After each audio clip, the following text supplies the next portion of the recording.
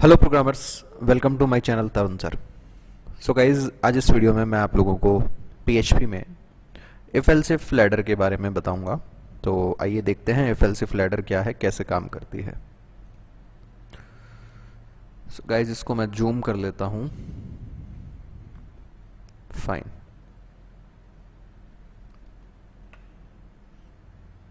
Perfect. So guys, सबसे पहले इसकी डेफिनेशन देख लेते हैं कि इफ एल्स इफ लैडर है क्या। In if else ladder we use several if else statements together. If else ladder में, या फिर इफ एल्स इफ लैडर भी कह सकते हो या इफ एल्स लैडर भी बोल सकते हो, एक ही बात है। हम करते क्या हैं बेसिकली, लैडर के अंदर हम एक से ज़्यादा इफ एल्स स्टेटमेंट्स को एक के बाद एक लिखते जाते हैं। In if else if ladder we write if condition immediate with the else keyword. Else if ladder के अंदर बेसिकली हम लोग एल्स जो पार्ट होता है नॉर्मल इफ एल्स का, उस एल्स के बाद में सीधा ही हम क्या लगाते हैं, इफ कीवर्ड, और उसकी कंडीशन लिख देते हैं। पीएचपी हमें अलाउ करती है कि हम एल्स के इमीडिएट बाद बिना स्पेस दिए इफ लिख सकें, क्योंकि एल्स इफ इटसेल्फ एक कीवर्ड है पीएचपी में। Unlike C plus plus and Java, वहाँ पे एल्स और इफ दो अलग अलग कीवर्ड्स होते थे, तो एक साथ एल्स इफ हम लिखें अगर, तो सी प्लस प्लस एंड जावा में वो एरर हो जाती थी। It is also used when we need to make decision according to multiple condition। इसको बेसिकली हम तब यूज़ करते हैं जब हमें मल्टीपल कंडीशंस के अकॉर्डिंग डिसीजन मेकिंग करनी हो। It's syntax appears like a ladder, so it is called as if else if ladder। Basically इसका जो अपीयरेंस है या लिखने का तरीका है वो एक सीडी की तरह दिखाई देता है ना, लैडर माने सीडी। सो इस वजह से इसको जो है वो लैडर कहते हैं। सो जो इसका बेसिक सिंटैक्स है वो इस तरह से है। सबसे पहले हम इफ कंडीशन लिखते हैं, देन उसके स्टेटमेंट, फिर हम एल्स कीवर्ड लगाएंगे। अब एल्स के तुरंत बाद इफ लगा सकते हो या स्पेस देके इफ लगा सकते हो या नेक्स्ट लाइन में इफ लिख सकते हो। मैं ये पर्टिकुलर जो फॉर्मेट है पर्सनली प्रेफर करता हूँ, क्योंकि क्लियरली पता लगता है कि किस तरह से कंट्रोल जो है फ्लो होकर के नीचे आ रहा है। तो एल्स के साथ वापस इफ आ जाता है, फिर एल्स, फिर वापस इफ, लास्ट में एल्स। अगर आपको नीड है कि भाई सारी कंडीशन फॉल्स हो रही है तब कुछ आपको एग्जीक्यूट करना है, तो आप लास्ट में एल्स लगाते हो। और अगर केवल किसी कंडीशन के ट्रू होने पर ही काम करना है, सभी कंडीशन के फॉल्स होने पर कुछ नहीं करना है हमें, तो उस केस में हम बेसिकली एल्स पार्ट को रिमूव भी कर सकते हैं लास्ट वाले। अब देखिए, जब ये कंडीशन ट्रू हो जाती है तो ये वाला स्टेटमेंट एग्जीक्यूट होता है और बाकी पूरा जो पार्ट है वो एल्स में आ रहा है, तो वो स्किप हो जाता है। ठीक है। अगर ये कंडीशन ट्रू नहीं होती है, फॉल्स हो जाती है, गलत हो जाती है ना, तो कंट्रोल जो है वो फ्लो करके इस इफ कंडीशन पे आएगा। यानी फर्स्ट इफ को छोड़ के कोई भी इफ की कंडीशन तभी चेक हो रही है जब उससे ऊपर के सारे इफ कंडीशंस फॉल्स हैं। अभी अगर ये कंडीशन ट्रू हुई तो ये स्टेटमेंट एग्जीक्यूट हो जाएंगे। सपोज दैट ये कंडीशन भी फॉल्स हो गई, इसका मतलब अगले एल्स के साथ जो इफ लिखा हुआ है वहां कंट्रोल आएगा। अगर ट्रू है तो ये स्टेटमेंट एग्जीक्यूट हो जाएंगे। अगर ये कंडीशन भी फॉल्स हो गई तो लास्ट वाले एल्स पे जाएगा, वो एल्स अपना एग्जीक्यूट हो जाएगा। और सपोज आपको तीनों कंडीशन के फॉल्स होने पर कोई भी स्टेटमेंट नहीं चलाना है, तो लास्ट में एल्स पार्ट हम नहीं लिखते। एंड गाइज, अगर हमारे पास में 3 से ज़्यादा कंडीशन है, लाइक 10 कंडीशन है, तो हम 10 इफ एल्स इफ लगा सकते हैं। अंग्रेजी वालों के लिए पढ़ देते हैं। Not observe the syntax carefully, you will find that a if condition is only checked when all of its previous if condition are false except the first if. So guys, when you observe it carefully, you will find that any if condition is only checked when its previous ifs are false. For example, this if will only be tested when all of previous if like this and this are false. Okay. When all if conditions are false, then last else part will be executed। जब सारी if condition false होती हैं तो last वाला else part execute होता है, ये हमने ऑलरेडी देखा है।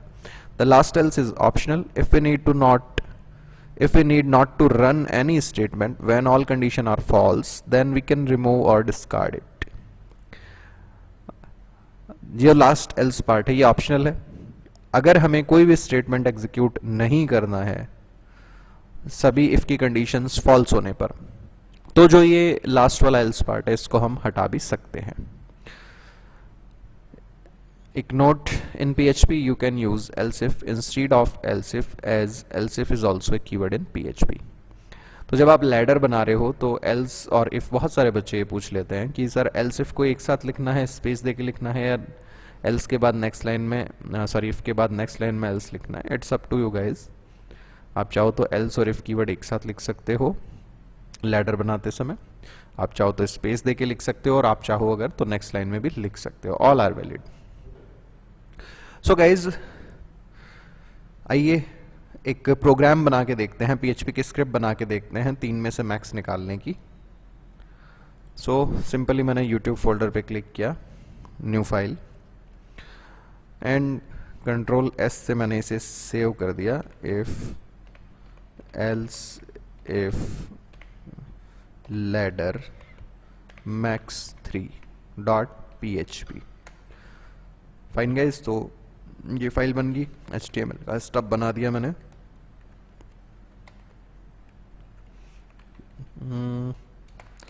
इसको नाम दे दिया max3 लैडर। यहाँ ये PHP का ब्लॉक बना दिया हमने बच्चों। 3 वेरिएबल ले लेते हैं फटाफट, $a बराबर 100, $b बराबर 200, $c बराबर 300। और सबसे पहले हमने चेक किया इफ $a अगर बड़ा है $b से, एंड $a अगर बड़ा है $c से, यानी अगर a b से भी बड़ा है, a c से भी बड़ा है, तो मैक्स कौन हो गया भाई?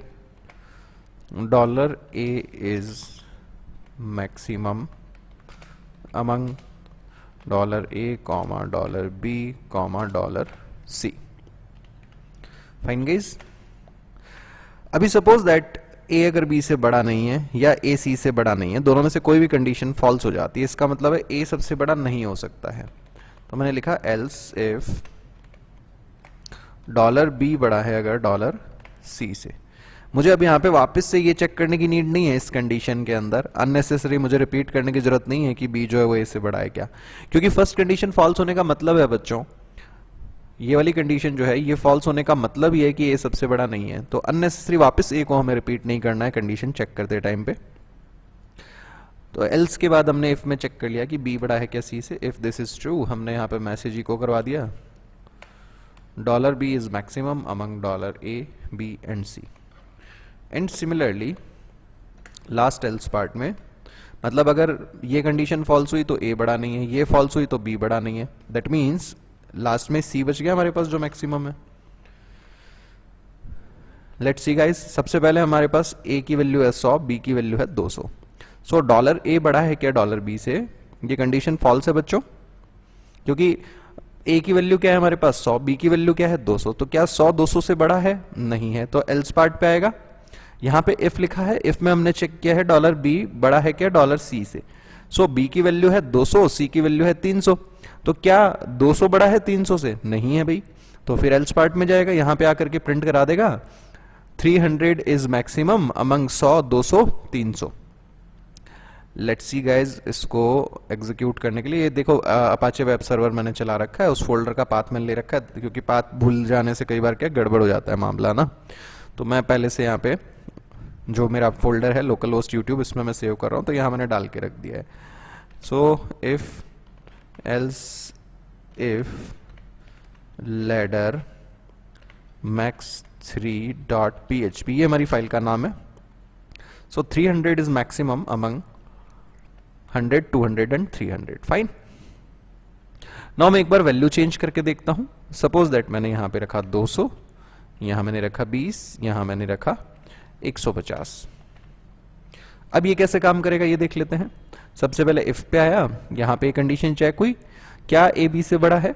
a की वैल्यू हमारे पास 200 है, b की वैल्यू 20 है, बिल्कुल ट्रू है ये बात।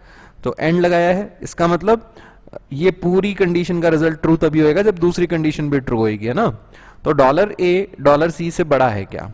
a में क्या है बच्चों 200, c में क्या है 150। अगेन ये कंडीशन ट्रू है, तो ये प्रिंट कर देगा 200 is maximum among 200, 20 and 150. एक बार इसको एग्जीक्यूट कर लेते हैं.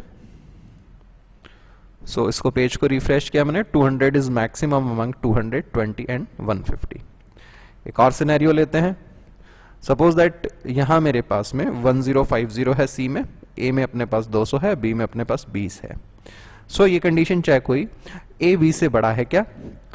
बिल्कुल है. ए की वैल्यू 200 है, बी की वैल्यू 20 है. तो एंड के बाद वाली कंडीशन चेक हुई, ए सी से बड़ा है क्या? ए की वैल्यू 200 है, सी की वैल्यू 1050 है. तो ये कंडीशन फॉल्स होगी ना बच्चों. इसका मतलब पूरे एंड का रिजल्ट फॉल्स. तो इफ के अंदर नहीं आएगा, एल्स पे जाएगा. यहां चेक हुआ क्या बी सी से बड़ा है? बी में हमारे पास 20 है, सी में 1050 है. Again condition false. Last else part पे गया एंड यहां पे आकर के प्रिंट करवा दिया. 1050 is maximum among 200, 20 and 1050. Refresh कर लेते हैं इसे. Fine guys. ओके, नाउ मैंने यहां पे रख दिया बी में 1200, ए में 200 और सी में 1050. सो कंडीशन चेक हुई, क्या ए बी से बड़ा है? बिल्कुल नहीं है, क्योंकि ए की वैल्यू 200 है, बी की वैल्यू 1200 है. एल्स पार्ट पे आया, क्या बी सी से बड़ा है? बिल्कुल है, ट्रू है कंडीशन. सो ये क्या प्रिंट करवा देगा बच्चों? 1200 इज मैक्सिमम अमंग 200, 1200 एंड 1050. इसको पेज को रिफ्रेश कर लेते हैं. All good, all set. Now suppose that कई बच्चे मेरे से कहते हैं सर सबकी वैल्यू बराबर दे दें तो क्या होगा? तो भैया 1200, 1200, 1200 अगर तीनों वैल्यू, तो मैक्सिमम जो वैल्यू है 1200 ही है डेफिनेटली.